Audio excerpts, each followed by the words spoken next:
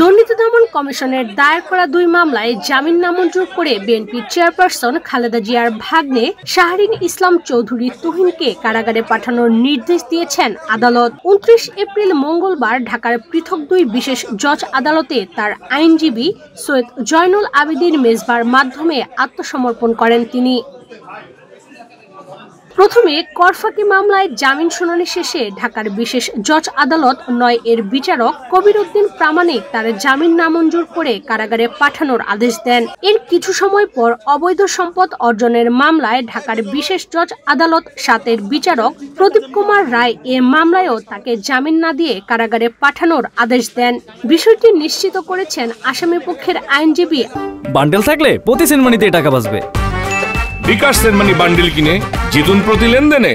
আজকে 2টি মামলা, একটি মামলা সম্পদ বিবরণী সেটি হচ্ছে 2টি ধারায় 10 আর 3 13 বছর এবং 10 লক্ষ টাকা জরিমানা।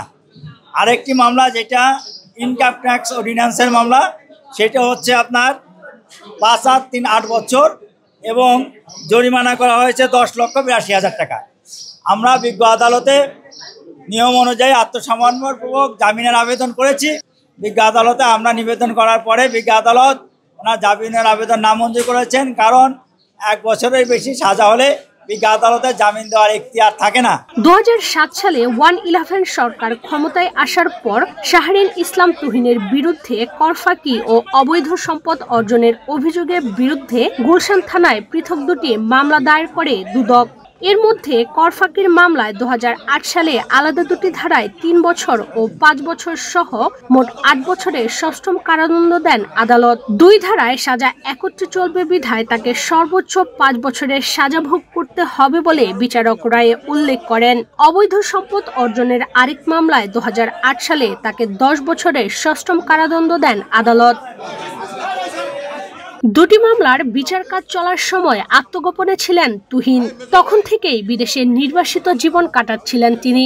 রায় ঘোষণার দীর্ঘ 17 বছর পর তিনি আদালতে আত্মসমর্পণ করে জামিন আবেদন করলেন। শুনানি শেষে তাকে কারাগারে পাঠানোর আদেশ দিলেন আদালত। সার্টিফিকেট কপি পাওয়ার জন্য এখানকার রায় এবং আদার্স পেপারের সার্টিফিকেট কপি পাওয়ার জন্য আবেদন করেছি আজকে।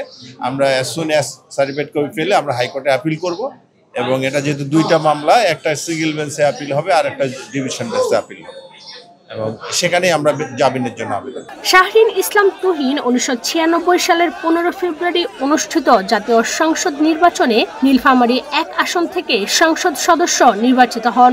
এরপর 1996 সালের জুন এবং 2001 সালের নির্বাচনে একই আসনে বিএনপির মনোনয়নে নির্বাচন করলেও জয়ী হতে পারেননি। 111 সরকারের আমলে কারাদণ্ড হওয়ার পর আওয়ামী লীগ আমলেও নানাভাবে হয়রানির শিকার হন তুহিন। এসব কারণে তিনি রাজনৈতিক আশ্রয় নিয়ে দীর্ঘদিন যুক্তরাজ্যে অবস্থান করেন।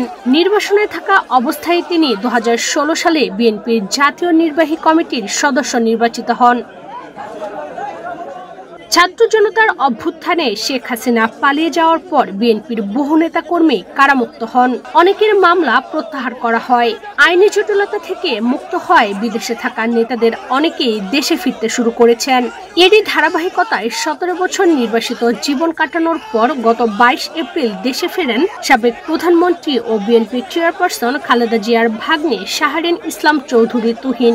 7 দিনের মাথায় আদালতের মাধ্যমে জিয়া পরিবারের এই পরিজনকে কারাগারে যেতে হচ্ছে। ইশরাত চৈতি, বাংলাদেশ প্রতিদিন।